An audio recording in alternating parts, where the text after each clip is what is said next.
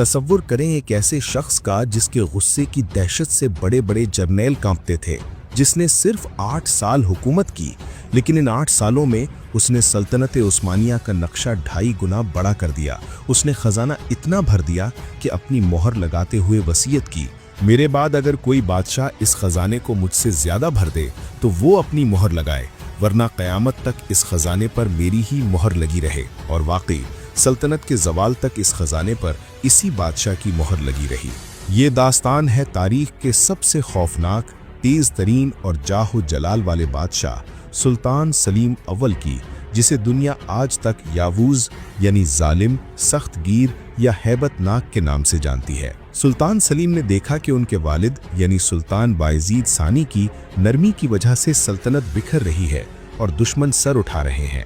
سلیم نے ینیچری فوج کی مدد سے اپنے ہی باپ کو تخت سے اتارا اور خود بادشاہ بن گیا، لیکن تخت پر بیٹھتے ہی اس کے سامنے سب سے بڑا خطرہ اس کے اپنے سگے بھائی یعنی شہزادہ احمد اور شہزادہ کورکت تھے۔ سلیم کا اصول بہت واضح تھا، ریاست کی بقا کے لیے ہر رشتہ قربان کیا جا سکتا ہے۔ اس نے اپنے دونوں بھائیوں اور ان کی اولادوں کو بے دردی سے قتل کروا دیا۔ یہ ایک انتہائی ظالمانہ فیصلہ تھا، لیکن سلیم نہیں چاہتا تھا کہ اس کے پیچھے کوئی بھی بغاوت کی چنگاری باقی رہے، کیونکہ اسے ایک بہت بڑے طوفان کا سامنا کرنے کے لیے مشرق کی طرف جانا تھا۔ ایران میں صفوی سلطنت کا حکمران شاہ اسماعیل ایک نوجوان اور انتہائی طاقتور بادشاہ تھا۔ اس نے خود کو ناقابل شکست سمجھ لیا تھا اور اناطولیہ یعنی ترکی میں بغاوتیں کروا رہا تھا۔ شاہ اسماعیل نے سلیم کا مذاق اڑانے کے لیے اسے عورتوں کے کپڑے اور ایک قطرہ بھیجا۔ یاووز سلیم کا خون کھول اٹھا۔ اس نے ایک عظیم الشان فوج تیار کی اور ایران کی طرف مارچ شروع کیا۔ یہ کوئی عام سفر نہیں تھا، سینکڑوں میل کا دشوار گزار پہاڑی اور صحرائی راستہ تھا۔ شاہ اسماعیل نے جھلسی ہوئی زمین یعنی اسکارچڈ ارتھ کی حکمت عملی اپنائی اور راستے کے تمام کنویں اور فصلیں جلا دیں تاکہ عثمانی فوج بھوکی پیاسی مر جائے۔ سلیم کی اپنی فوج یعنی ینیچری تھک کر بغاوت پر اتر آئی۔ سپاہیوں نے سلطان کے خیمے پر تیر برسائے اور واپس چلنے کا مطالبہ کیا۔ سلیم اکیلا اپنے خیمے سے باہر نکلا، گھوڑے پر بیٹھا اور گرج کر بولا، جو ڈرپوک ہیں وہ اپنی عورتوں کے پاس واپس چلے جائیں، میں یہاں اکیلا لڑنے آیا ہوں اور میں پیچھے نہیں ہٹوں گا۔ اس ہیبت ناک للکار نے فوج میں دوبارہ جان ڈال دی۔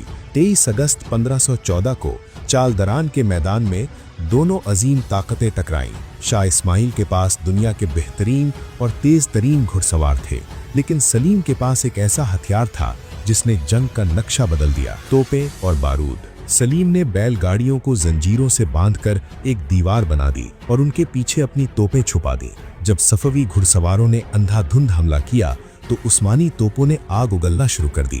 صفوی کی فوج کٹ کر گرنے لگی۔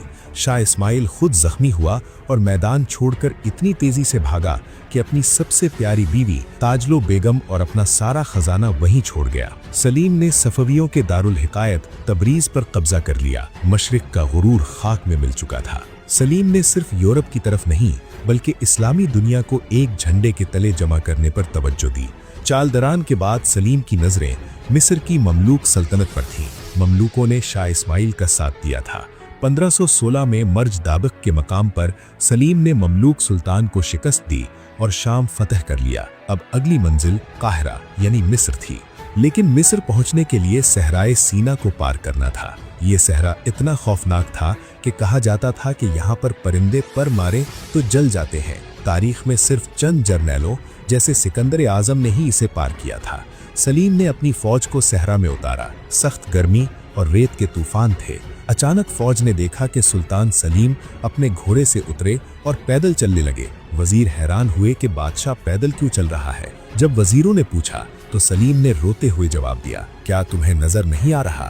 میرے آگے آگے 2 عالم کے سردار حضرت محمد صلی اللہ علیہ وسلم پیدل چل رہے ہیں، میں ان کی موجودگی میں گھوڑے پر کیسے سوار ہو سکتا ہوں؟ یہ عقیدت اور جنون تھا جس نے عثمانی فوج کو صرف 13 دن میں وہ موت کا صحرا پار کروا دیا۔ 1517 میں ردانیہ کی جنگ میں سلیم نے آخری مملوک سلطان تومان بے کو شکست دی اور مصر فتح کر لیا۔ اب اس فتح کے ساتھ ہی ایک تاریخی واقعہ رونما ہوا۔ عباسی خلیفہ نے خلافت کی ذمہ داری اور تبرکات، جس میں نبی کریم صلی اللہ علیہ وسلم کا خرقہ مبارک، تلواریں اور پرچم شامل تھے، सुल्तान सलीम के हवाले कर दिए। जुमे के खुतबे में जब इमाम ने सलीम को हाकिम हरमैन शरीफैन यानी मक्का और मदीना का हाकिम कहा तो सलीम ने वहीं टोक दिया और रोते हुए कहा, मुझे हाकिम नहीं खादिम हरमैन शरीफैन कहो, मक्का और मदीना का खादिम कहो। सल्तनत उस्मानिया अब बाकायदा खिलाफत उस्मानिया बन चुकी थी।